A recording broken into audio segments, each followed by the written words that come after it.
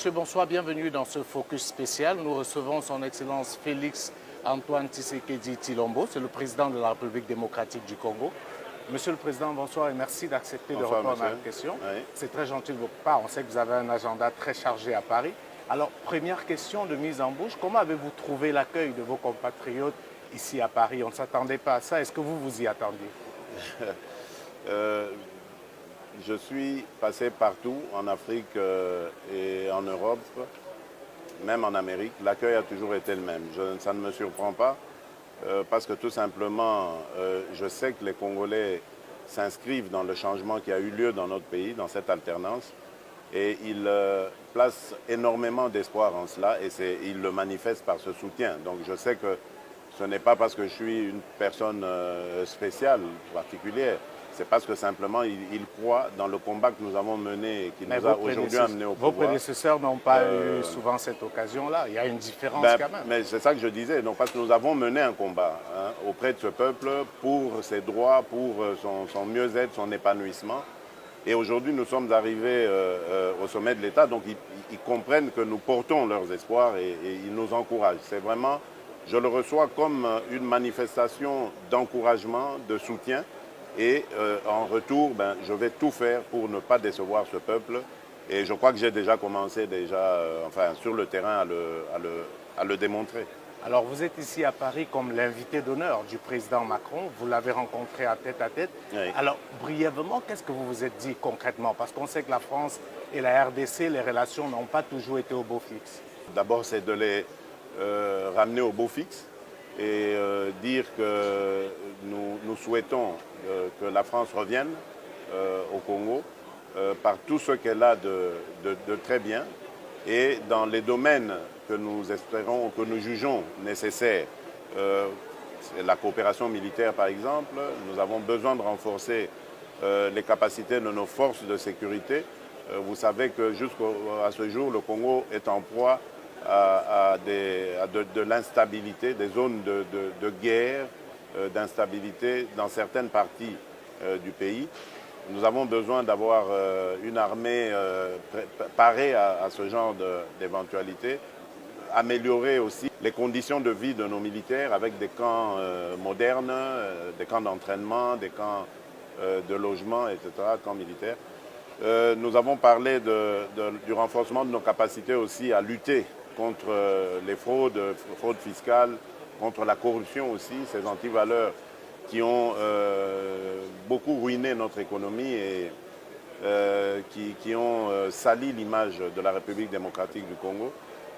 Nous avons évoqué l'agriculture aussi, l'agro-industrie, ce domaine dans lequel j'aimerais inscrire mon pays parce que je veux faire de la diversification économique, sortir du tout minier pour embrasser d'autres domaines. Il y a aussi le numérique. Je viens de visiter Station F à Paris. Je veux vraiment, parce que nous avons une jeunesse formidable, ingénieuse, et je veux vraiment me lancer dans le domaine. Parce que comme vous savez, certains de vos compatriotes vous reprochent de beaucoup voyager et ils attendent les résultats de ce voyage. Oui. Vous pouvez leur dire que le voyage de Paris sera porteur. Je ne crois pas que ce soit des compatriotes bien intentionnés qui le disent. Le peuple comprend le but de ces voyages. Depuis quelque temps, nous avons réussi à obtenir au moins 1,5 milliard de dollars de soutien à notre action. Donc, et on continue. Tous ces voyages, ce n'est surtout pas des voyages de villégiature, rassurez-vous. Vraiment, ça me demande énormément d'énergie. Je ne connais personne qui soit heureux comme ça de tout le temps dépenser de l'énergie. Donc, je travaille, je ne fais pas cela par plaisir. Je le fais pour mon pays, pour mon peuple, parce que je sais que ce seront des voyages qui seront bénéfiques à la République démocratique du Congo. D'ailleurs, ils ont commencé à être bénéfiques et je ne vais pas me gêner de continuer à effectuer ces voyages. Alors terminons sur la paix, parce que justement vous avez une déclaration très forte. Vous dites que vous êtes prêt à aller jusqu'au sacrifice suprême pour ramener la paix dans votre pays. Alors comment est-ce que vous pensez réussir où vos prédécesseurs ont échoué? Sans souhaiter évidemment arriver au sacrifice suprême. Je suis prêt, mais je ne souhaite pas qu'on en arrive là. Mais j'ai commencé déjà par améliorer les relations qui étaient exécrables, reconnaissons-le, entre la RDC et ses voisins. Donc c'est déjà ça. Vous étiez en Ouganda récemment déjà. Voilà, je reviens de là. Aujourd'hui, on a d'excellentes relations avec le Rwanda, l'Ouganda et tous les autres voisins. Donc ça, c'est déjà la première des choses. La seconde, parce qu'il n'y a pas que la tension avec nos voisins, il y avait aussi l'existence de groupes armés locaux. Et là, nous avons entamé un dialogue, parce que ce sont des compatriotes, pour leur dire, écoutez, nous avons compris votre engouement à vouloir défendre la patrie, mais aujourd'hui, nous sommes en train de bâtir une armée professionnelle qui va s'occuper de vous. Vous n'avez plus de raison de prendre les armes.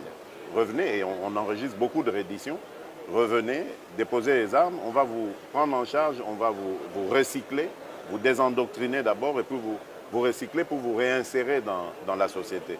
Et ça marche de plus en plus. On est un petit peu à court de moyens, parce que il y a beaucoup de jeunes gens qui sortent des brousses et tout ça.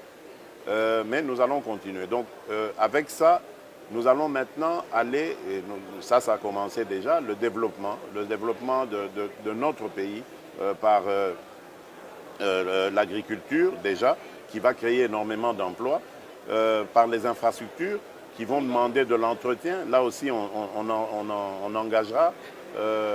L'armée elle-même, elle va aussi engager ceux qui, de ces miliciens, voudraient reprendre une vie militaire, mais évidemment après des endoctrinements.